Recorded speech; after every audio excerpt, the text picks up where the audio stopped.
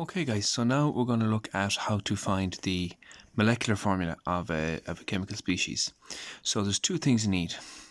The first thing you need is the relative atomic mass. Second thing you need is the empirical formula. And particularly the empirical formula is the mass of the empirical formula that you need. Now sometimes you're given the empirical formula, other times if you're given the empirical formula, you only need to focus on the second half of what we're about to go through now, but I'm going to go through the whole shebang because it's no harm to revise. Okay, we're going to look at question 13 on page 164 as our example, and it's to do with butanoic acid. Okay, so to tell us that butanoic acid has a mass of 88. You can see I put in a little bubble there to highlight for myself. Now, we obviously know the formula for butanoic acid, but we're just going to work it out.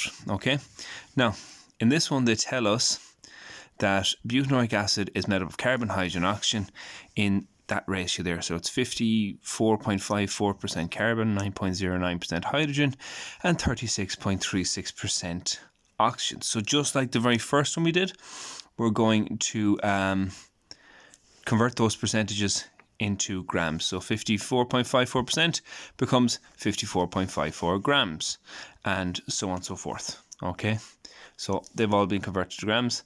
The next step then is to divide by the atomic mass of each element. So carbon we're dividing by 12, hydrogen we're dividing by 1, and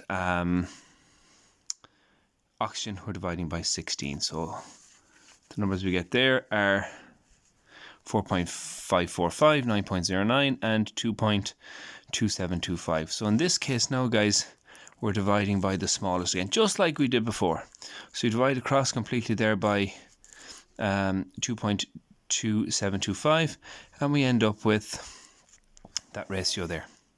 So that means it's C2H4O1, or O. Okay, so we've just worked out the empirical formula of butanoic acid. Okay, now we're going to take that. So that's just everything we've done up until now. Okay, so we converted the percentage to grams, divided by the atomic mass, divided across by the smallest, and gotten a ratio.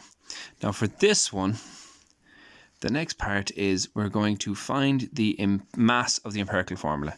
So it is C2H4O, which is 2 12s is 24, plus 4 plus 16, that gives us 44. We divide the relative molecular mass by the mass of the empirical formula, which is 88 divided by 44, so I'm putting my big fat hand in the way, is 2. Okay, so that's all we did. We found the mass of the empirical formula, which is 44, and we divided the relative molecular mass by the mass of the empirical formula. And basically that tells us how many units of the empirical formula are in our molecular formula here. So I'm just going to turn this over because I have it at the top of the next page. I really should have done it over two separate pages, but sure, I was in the flow. Anyway, so once we've that done, we multiply our empirical formula by the number of units like I described, by the answer. So it's C2H4O times 2, which gives us C4H8O2. Now I just stuck this in there anyway because we know that the formula for butanoic acid is going to be that, because the carboxylic acid, it has your double OH. But yeah, that's pretty much that one done. Okay, it's fairly straightforward. So I'm going to go back to that last bit because just to make sure everyone gets it. So I'm going to turn back over the page. Excuse me for a moment. That's the next thing we're going to do. Now, so once we found our empirical formula, okay, which was here, we find its mass. Okay, so it's 2 times 12 because it's 2 carbons, 4 times 1 hydrogens, and 16 for oxygen. We get a total of 44. We divide the relative molecular mass. Okay, the relative molecular mass by the mass for empirical formula.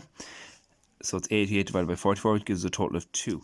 So that tells us how many multiples, how many units, how many whatever of the empirical formula make up our molecular formula. So when we have that done, we multiply the empirical formula by that number, by that answer, by those number of units. So I just did it there, and we end up with C4H8O2, and again the C3H7COOH is the actual formula for the butanoic acid. Okay, I hope everyone got that. I hope everyone can follow it. I'm going to stick it up now in a couple of minutes. Okay, bye bye.